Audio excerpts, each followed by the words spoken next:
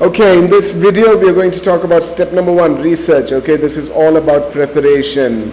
You're going to identify the keywords and optimize the website accordingly. Okay, so you're starting to think about what keywords would be relevant and how you could do on-page SEO using those keywords. Number 2, work on blog generation. So once you determined your keywords, it's about coming up with a list of blog topics.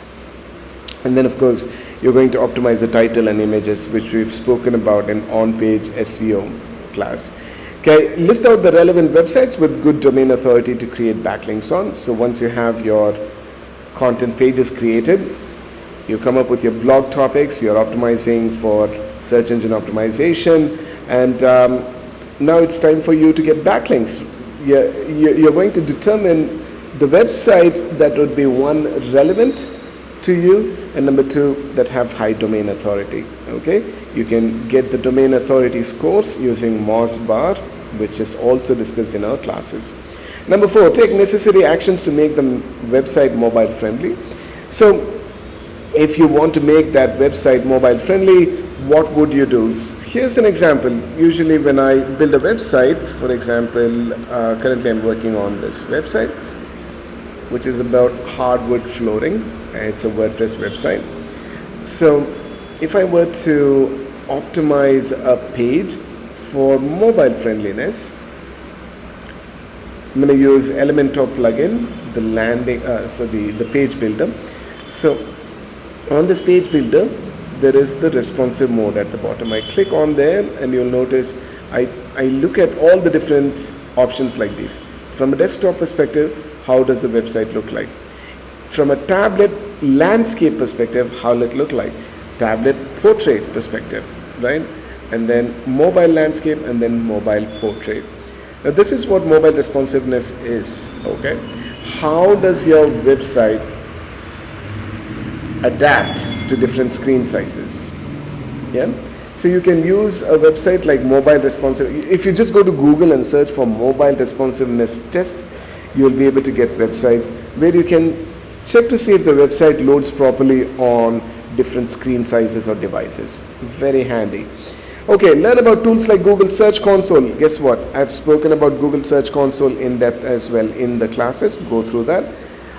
Google Analytics, we haven't really talked about that yet, but you can explore it or not. It doesn't matter at this point. They're just giving you the roadmap. All these things are good to do.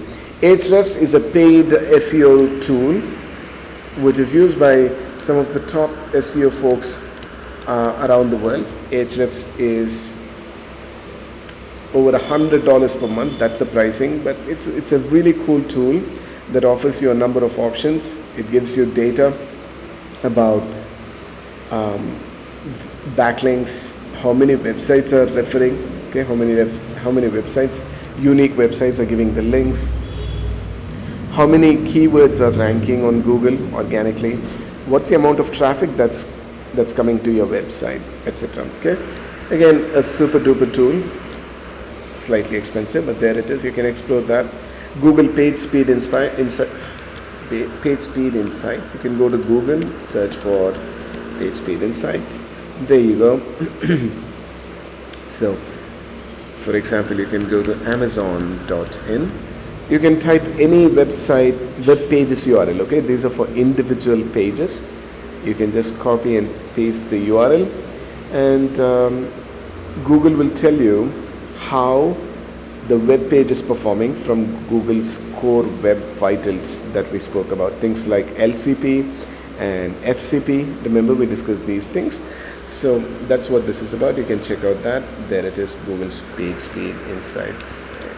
You don't need to own a website to do this. You can check this page speed insights for any web page using that link. And then you're going to start thinking about how you're going to build your internal and external links. Remember, we have different pages on our website. We call them the money pages, where people can buy stuff like your products on this e-commerce store. And then there are blogs where you're providing information, educational content, okay? And as a part of the internal linking in on-page SEO, you could link a specific product page to a blog page that is relevant Okay, so for example, I could have a page on DSLR camera, let's say Canon DSLR camera, that's a product page, and I could have a blog about how to choose the best DSLR camera for your vlogging needs, for example, right? That's a blog post which is relevant in this case because you're talking about DSLR camera. Boom, you can link the product page with a blog page. External links, just like we determine which blog post would be relevant to your money page, your product page, just like that you can think about what are the other websites that are relevant to yours, other web pages on others' websites that's relevant to your content, and then you can link to them. Okay, so there it is. That's your step number one. This is all about just thinking through how you're going to approach this entire project and how would you go about doing it.